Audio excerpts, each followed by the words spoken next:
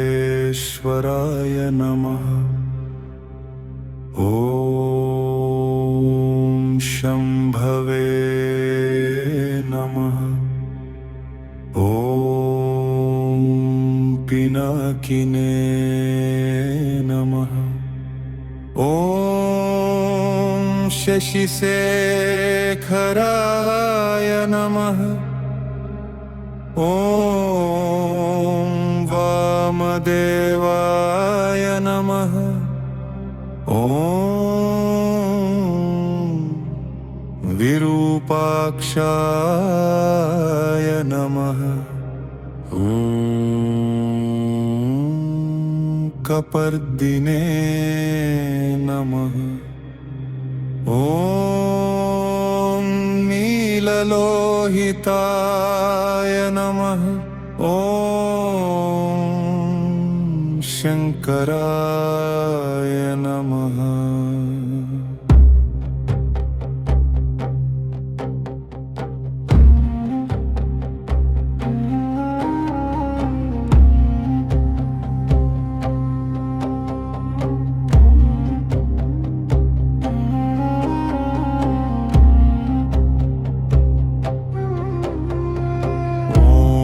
शूलपाणये नमः।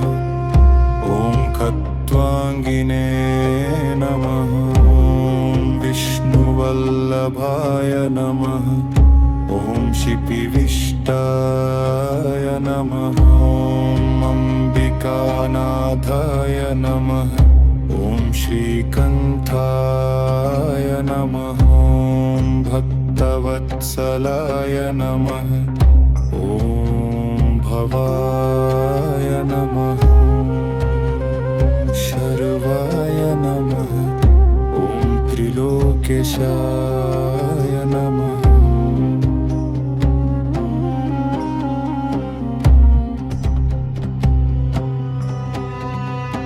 ॐ शितिकण्ठाय नमः। ॐ शिवाप्रियाय नमः।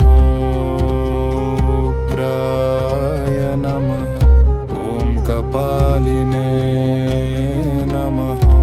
ॐ कामारये नमः।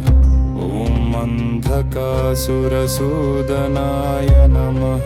ॐ गङ्गाधराय नमः।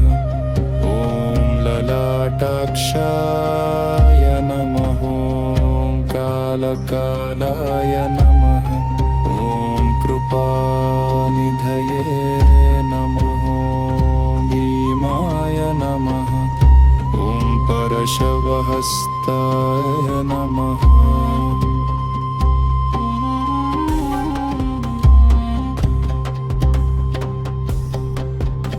ॐ मृगपाणये नमः। ॐ तयाधराय नमः। ॐ त्रयीमूर्तये नमः।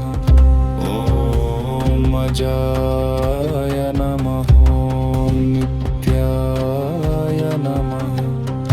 ॐ शक्काय नमः। ॐ निराकराय नमः। ॐ निरञ्जनाय नमः। ॐ ज्ञानप्रदाय नमः। ॐ कपालमालिने नमः। ॐ शंसानवासिने नमः। ॐ देवाय नमः। ॐ महादेवाय नमः।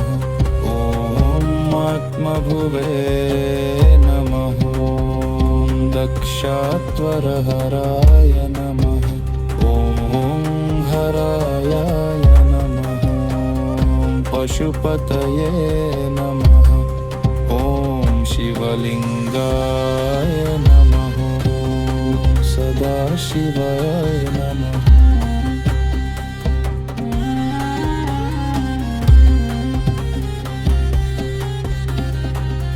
ॐ महातेजसे नमः।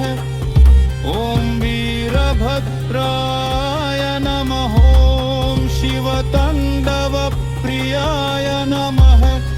ॐ नील भवकङ्कायाय नमः ॐ भवभञ्जयाय नमः ॐ विश्वेश्वराय नमः ॐ भूतेश्वराय नमः ॐ सर्वभूतात्मने नमः ॐ वेदमूर्तये नमः ॐ महेश्वरेश्वराय नमः सर्वशक्तिमयाय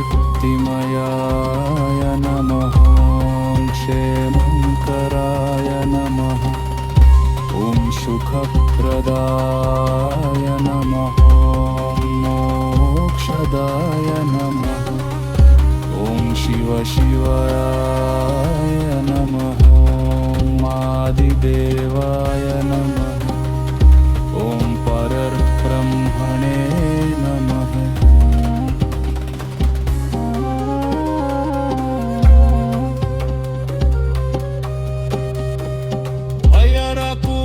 पूजा विधानम् अनमुहूर्तं सायन्त्रं द्वीपाराधन सोमवारं प्रभूषतालम् अमोष विधानम् స్నానం చేసి శుభ్రమైన వస్త్రాలు అరించలం శివుని పాదాలి ముందు దీపం వెలిగించాలి ఉమస్సర్వతాపక్షయార్థం శివానుగ్రహార్థం శివాష్టోత్తర శతనామావళి జపం తిరిష్చే